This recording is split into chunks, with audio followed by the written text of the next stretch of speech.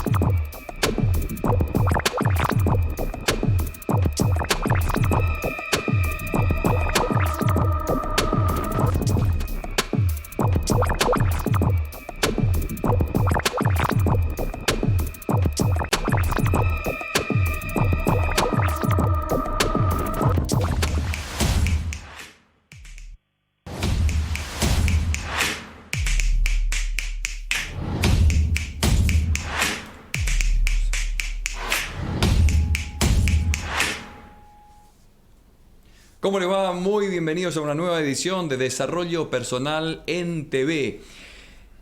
Dijimos desde el primer momento que el desarrollo personal es aplicar herramientas a nuestra vida para tratar de sacar lo mejor de nosotros.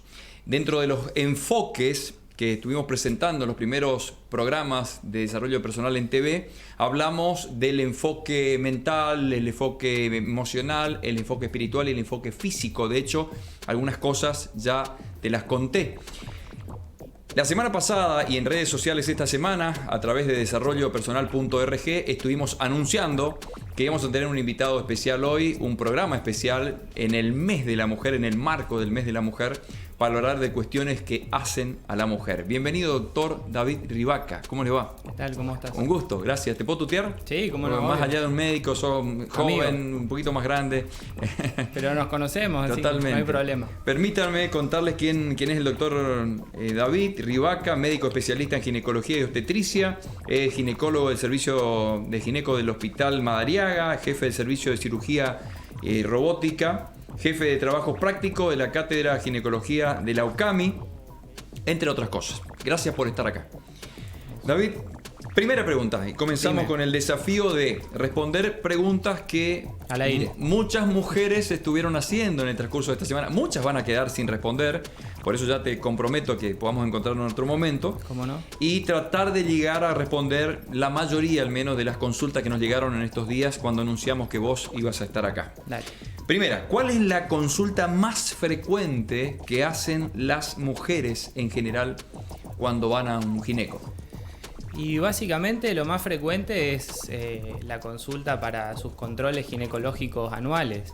Pero también obviamente hay consultas sobre anticoncepción, consultas sobre algunos sangrados anormales. Esas son por ahí las más frecuentes que nosotros como ginecólogos estamos acostumbrados a recibir. Bien.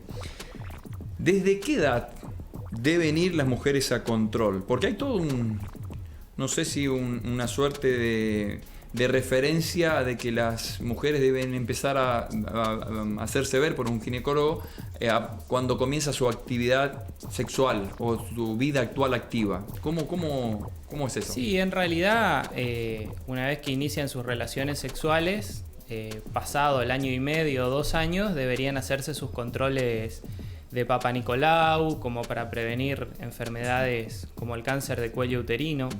Pero en general, si tienen algún problema ginecológico o algunas pacientes que por ahí no iniciaron sus relaciones sexuales, pero por ahí tienen alguna dolencia en la zona de la zona pelviana, también pueden consultar.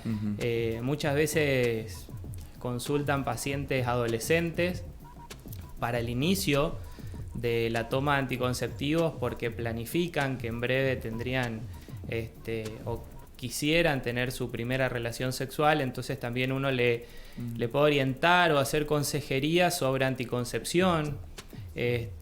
Algunas pacientes pediátricas también a veces son traídas por sus madres para por algún problema que tengan ginecológico. A veces es muy común que por cuerpos extraños tengan algún flujo o alguna pérdida, entonces son motivo de preocupación. O cuando por ahí empieza el desarrollo mamario de las pacientes pediátricas, que asusta a la mamá porque se forma como un pequeño nódulo en la mama, entonces por ahí suelen consultar. ¿De qué edad hablamos cuando hablamos de paciente pediátrica? ¿Qué estamos hablando? ¿11 años en adelante? ¿12? No, antes también, desde también, los 8 o miramos. 9 años, por ahí empiezan el desarrollo de los caracteres sexuales secundarios, entonces por ahí a veces pueden también consultar. Pero lo ideal es que hagan sus controles ginecológicos a partir del inicio de sus relaciones sexuales. Aproximadamente comenzamos a hacer los Papa Nicolau o controles al año y medio, 2 años de ese inicio de sus relaciones sexuales. Pero igual, lo último que dijiste me interesó. Estos niñas que están con un desarrollo 8, 9, 10 años, ¿el pediatra debería recomendarlo?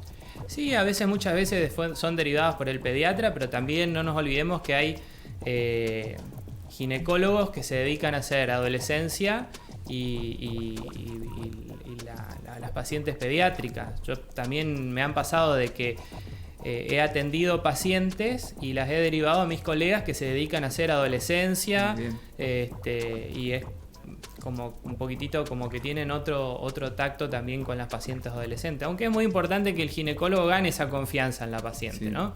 Eso también es muy importante. Así como hay odontopediatra, hay adolescentes. Ahí también, sí, hay una subespecialidad dentro de la ginecología que es adolescencia. Mira, sí. Interesante. A propósito, mencionaste una palabra recién y tengo una pregunta, creo que muy interesante para hacerte. ¿Qué le dirías a una mujer que no siente confianza a su ginecólogo? ¿Cómo?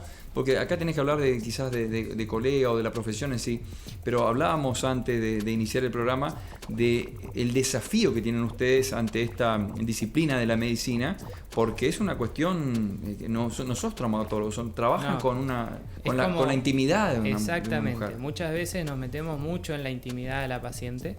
Y yo básicamente lo que le recomendaría es que si no se sienten cómodas con su ginecólogo, que por ahí busquen otro con quien sí se puedan sentir cómodos. Muy importante que con el ginecólogo justamente se puedan sentir contenidas, que puedan estar cómodas, que puedan tener esa confianza de poder charlar temas que son muy personales para la paciente, ¿no? A veces nos tienen que contar cosas muy personales de su pareja o de su intimidad, entonces es muy importante lograr esa confianza. Siempre le digo a mis pacientes, si no logran eso conmigo, váyanse a otro ginecólogo, no importa, pero lo importante es que se puedan hacer los controles, que puedan solucionar el problema por el que nos consultan, ¿no? O sea, claro, no tiene sentido de que una paciente continúe viniendo a mi consultorio y no se sienta cómoda y me oculte información o no me quiera contar cosas. Al contrario, creo que no sirve.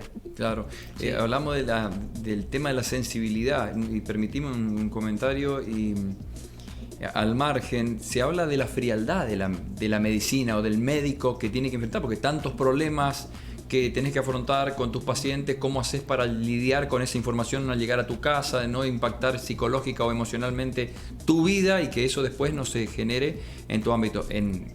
¿Cómo lo manejás eso? Y eso, ¿cómo lo trabajás con el paciente también? Porque el paciente que por ahí siente que hay una frialdad o un no compromiso del profesional con su causa, con este dolor, con esta molestia, también se genera esa suerte de confianza, ¿puede ser?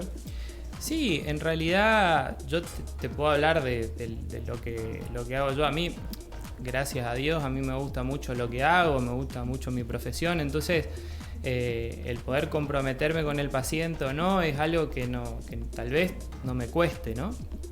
Pero a veces se torna difícil volver a la casa y por ahí no arrastrar esos problemas que tiene un paciente, sobre todo cuando a veces te toca atender a algún paciente con algún problema oncológico y por ahí es joven o tiene una edad similar a la tuya o te cuenta que tiene hijos de la misma edad que los tuyos y realmente te deja un sabor diferente. A veces llegas a tu casa y te preguntan qué te pasa y no sabes decir qué es lo que te ocurre y sí, es difícil, pero bueno, uno trata de que cuando está por cruzar la puerta de la casa, en cierta forma dejar los problemas afuera y dedicarte a la familia, que en realidad te están esperando, sobre todo los chicos, para que uno esté al 100%.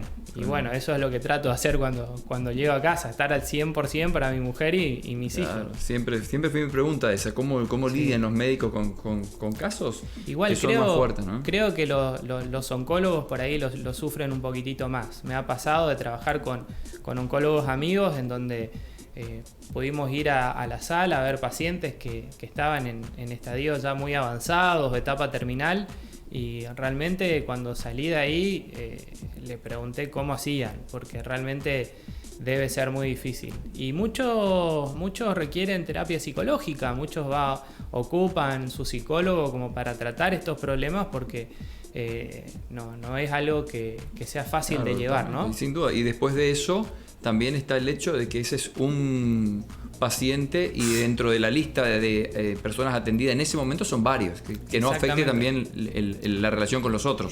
Sí, tu tarea a seguir, digamos, porque vos pasás de un paciente a otro y a veces te quedas enganchado con el que se fue. Entonces uno trata a veces de hacer un pequeño recreo entre uno y otro y decir, bueno, me despejo un poquitito y continúo. ¿Cuál es la forma y frecuencia correcta de higiene en la zona vaginal? Bueno, hablar de higiene vaginal, a veces me pasa que en el consultorio me preguntan mucho sobre el uso del bidé, si sirve, si no sirve, y uno no recomendaría el uso del bidé en la zona genital femenina, ¿sí? O sea, no es aconsejable. En cuanto a la frecuencia, y las veces que por ahí vayan al baño o que sea necesaria, no hay una frecuencia establecida para hacerlo. No es aconsejable el uso de bidé y sobre todo en la vagina, porque lo que hacen las pacientes es lavar y sacar toda la flora normal, que es la que previene que no se infecte por otros patógenos, ¿no? Bien. Entonces, eso es una de las recomendaciones. La otra recomendación es la correcta limpieza, que sea de adelante hacia atrás, o sea, de la vulva hacia el ano, cuando se limpian, cuando se secan, o cuando por ahí usan el bidé, sí, cuando van por ahí a hacer caca, digamos, ¿no? Pero si van a hacer pis no es necesario el uso del bidé, ¿sí? Si van a defecar, sí, obviamente lo pueden utilizar, pero para la zona anal. Bien. ¿Sí? No en la zona vaginal. Asocio esta pregunta de una de las personas que se comunicó con nosotros con otra que recuerdo ahora, que planteaba si el uso de ropa interior muy menuda, la microtanga y demás, y el uso de talco afecta esa zona. No, para nada, es una cuestión de costumbre, básicamente. Y de comodidad. Es de comodidad, cada paciente elige. O sea, eso no afectaría, digamos. No. Para ahí el uso del talco tampoco es muy recomendable. Pero bueno, estamos en una zona donde hace mucho calor, por ahí las mujeres de acá lo suelen utilizar, pero no es que se recomienda utilizarlo. Ajá, y también es una cuestión bastante particular, porque puede ser que a algunas personas Exactamente, hay algunas personas que no les agrada, otras que sí, es una cuestión personal. Bien. Ligadura de trompas, una pregunta que nos llegó. ¿A cualquier edad o recién luego de partos? Y básicamente la paciente que es mayor de edad puede elegir en qué momento hacérsela. Nosotros acá en Argentina hay una ley que es la 26.130, si mal no recuerdo, que fue sancionada, en donde todo paciente mayor de edad tiene derecho a pedir la anticoncepción quirúrgica o definitiva, ¿sí? Y esto es tanto para varones como para mujeres. En el caso de los varones, la ligadura de los conductos espermáticos, que es la vasectomía, sí. Y en el caso de las mujeres, la ligadura tubaria. Y el Estado tiene la obligación de brindarle los medios para que lo pueda utilizar, ¿no? Mayor de edad, esa es el mayor de edad, 21 años, haya tenido hijos, no haya tenido, es una elección personal de la paciente. Obviamente uno le tiene que informar, el consentimiento informado, explicarle todos los pros y los contras, los riesgos, los beneficios, explicarle que una anticoncepción definitiva, esto no quiere decir que no pueda ser fértil, puede ser fértil luego con un tratamiento de alta complejidad, o sea que hay que hacer una punción, sacar óvulos. Es muy interesante eso, o sea, incluso después de la ligadura de trompas hay tratamiento para volver a concebir. Es más difícil, existe el riesgo de que no pueda lograr concebir, Pero sí hay una ley que avala a estas pacientes a que lo puedan hacer. Sí. La pregunta puntual era si era necesario haber tenido partos previos. No. No, no es necesario. O sea, de hecho, la paciente que nulípara o que no ha tenido hijos y no desee tener hijos, lo puede utilizar. No hay problema, puede usarlo. Sí. Interesante. ¿Qué tipo de análisis debe hacerse una mujer para detectar en forma precoz cualquier alteración en su parte reproductora? ¿Y cada cuánto estos análisis?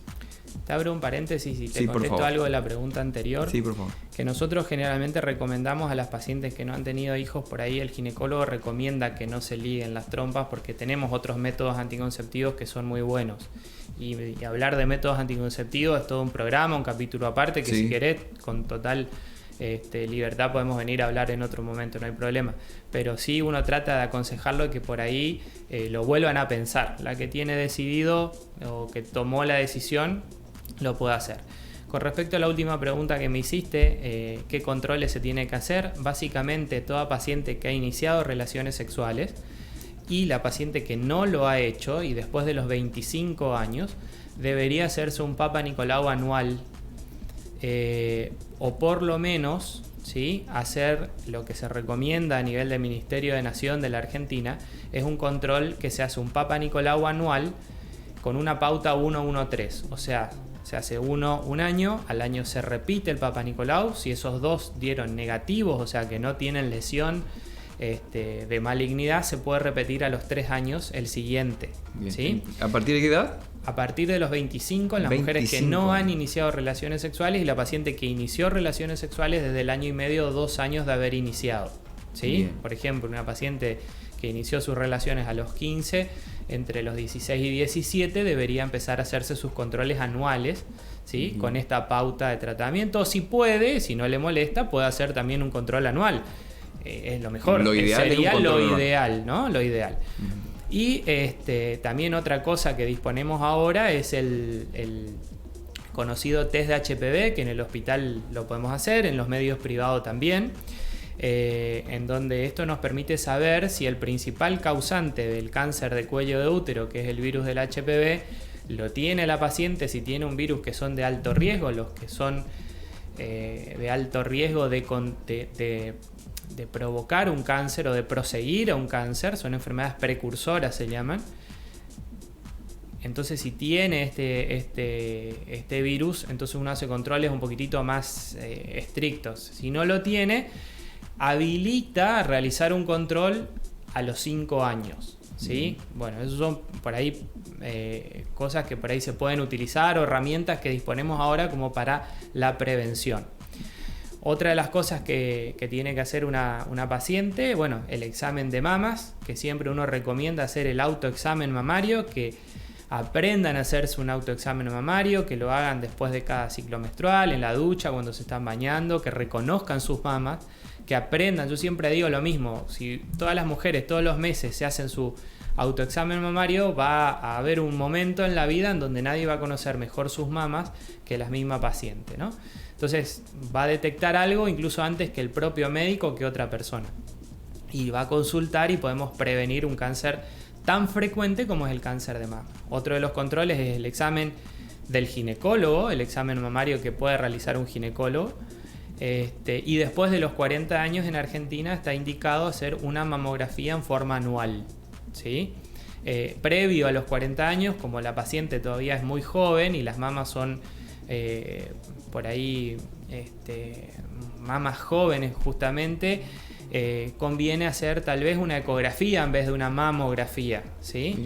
Entonces depende la edad, uno va eligiendo, depende la paciente, también va eligiendo qué estudios hacer. Una paciente que se va a operar merece tener una mamografía previa a una cirugía, o que va a hacerse, por ejemplo, una cirugía estética de las mamas, también conviene que tenga una mamografía previo a esa cirugía. Cada paciente es diferente y uno va generando el traje a medida, ¿no? Totalmente. Pregunta que siempre te la hago y te la repito, porque el tema de la edad. ¿Desde cuándo un control, una mamografía? La mamografía a partir de los 40 años en Argentina es una indicación realizarla en forma anual. Ajá. ¿Sí? Previo a los 40 años se podría realizar entre los 35 y los 40 una mamografía de base como para tenerla como referencia para los futuros controles, ¿no? Se podría llegar a realizar. Previo a eso, si hay alguna alteración en las mamas o que el ginecólogo por ahí realizando una palpación mamaria detecta algún nódulo, alguna alteración. O el mismo paciente, o la misma paciente. O la misma paciente en su autoexamen se puede realizar una ecografía u otro estudio. Obviamente, si uno encuentra alguna patología, puede llegar a realizar hasta una resonancia de mama. Claro. Uno va a ir a buscar, se pueden hacer punciones si detectan un nódulo u otra causa. Pero básicamente, como control, como venía la pregunta enfocada de cómo realizar el control, sí, se debería hacer una mamografía a partir de los 40 para el cáncer de mama, que es por ahí el más frecuente en la población femenina. Y creo que uno de los más frecuentes a nivel nación, ¿no? Es el cáncer más frecuente. Tengo muchas preguntas, ya te comprometo a otro programa, porque tenemos muchas preguntas y están llegando más. ¿Por qué se tapan las trompas de falopio? Las trompas de falopio básicamente se tapan por infecciones, por bacterias o parásitos que afectan las trompas. A veces también está asociada al tabaquismo, porque las trompas adentro tienen como unas cilias, unos pelitos, unos deditos, ¿sí? Que tienen cierto movimiento y que por ahí con el tabaco se van atrofiando, entonces eso puede facilitar a que se puedan tapar y eso es causa frecuente de infertilidad, de problemas como embarazos ectópicos o cierre de las fimbrias. La parte final de las trompas se llaman fimbrias, las que están en contacto con el ovario, y esas se tapan, se obstruyen y generan cuadros denominados hidrosalpings. Se llena de líquido la trompa, se inflama, entonces después por ahí es muy frecuente que produzca infertilidad. Bien, ¿cuándo se detecta eso? Cuando la persona se da cuenta que no está pudiendo engendrar, ahí se detecta y comienza un proceso. Ahí sí, generalmente empezamos a estudiar, vemos cuál es la causa, si se detecta, se trata. Si de igual forma no logra concebir y continúa con su cuadro de infertilidad, se realizan tratamientos. Si las trompas están obstruidas, se pueden desobstruir por vía quirúrgica, ya sea por vía laparoscópica o por vía abierta. Bien. Generalmente se ocupa la vía laparoscópica. ¿La depilación definitiva afecta en algo a las mujeres? En cierta forma no. Hoy te digo que prácticamente la mayoría de las pacientes o el 80% de las pacientes se suelen rasurar o depilar prácticamente toda la vulva. Los vellos generan un efecto protector, digamos, lo mismo que los vellos, los pelitos en la nariz. Es un filtro a polución o a partículas que puedan ingresar. Es una cuestión estética, pero la recomendación sería evitar la depilación. Tal vez en nuestros antaños era un efecto protector. Hoy, como usamos ropa interior y tal vez tenemos hábitos de higiene un poquitito mejores, no afectarían tanto. Pero es también una cuestión estética, de gusto personal. Hay pacientes que no les gusta depilarse completamente, pero bueno, son elecciones, ¿no? Siempre digo eso, son elecciones. Bien, vamos a ver. ¿A partir de qué edad se pueden comenzar con los controles para prevenir el cáncer de mama? Creo que lo dijiste, ¿no? Sí, hablamos de eso un poquitito. Sí, ya respondiste. A ver, y otra pregunta.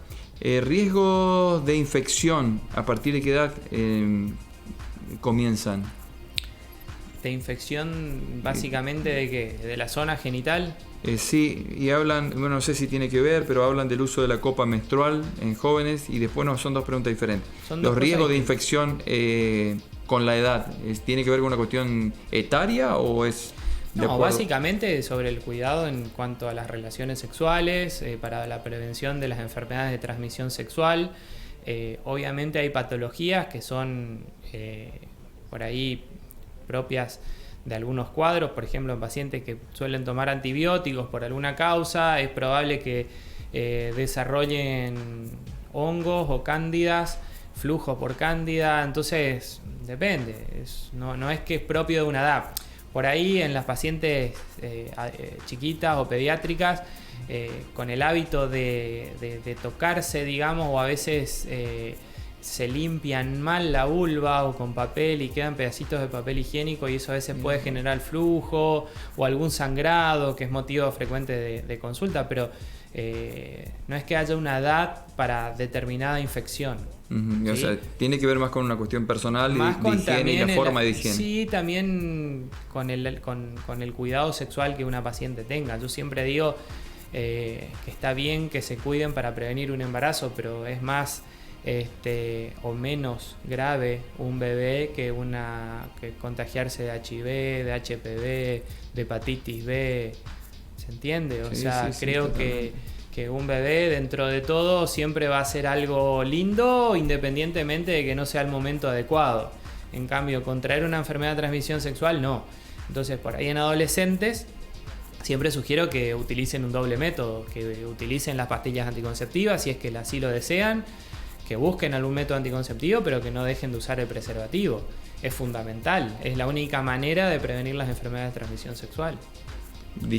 Lo dijiste, es para todo un programa hablar sobre el tema de anticoncepción. Es un tema interesante. Última pregunta o referencia, ¿qué es la copa menstrual, doctor David? La copa menstrual es, bueno, no sabría cómo ejemplificarte, pero es como imagínate una copita de champán o vino sin la base, ¿no? Ajá, pero solamente con el tubito. El efecto que hace es crear como un vacío o un taponaje en vagina y toda la sangre de la paciente que va menstruando se deposita en esa copa. Eso te iba a preguntar, ¿para qué sirve? Sí. Es justamente en vez de utilizar toallitas íntimas, utilizan la copa, o tampones, utilizan la copa menstrual.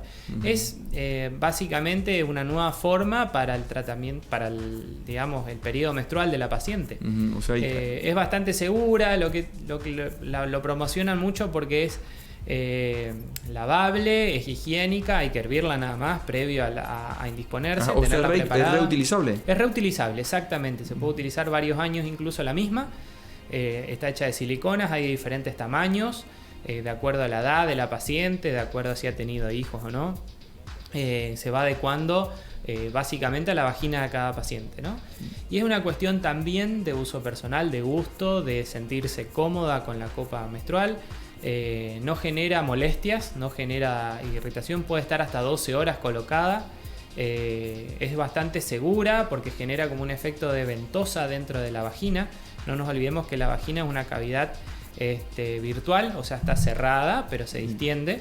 Entonces cuando la copa está colocada genera como un efecto de vacío y toda la sangre menstrual cae en la copa y después hay una técnica que es muy fácil para utilizar, para sacarla, para extraerla.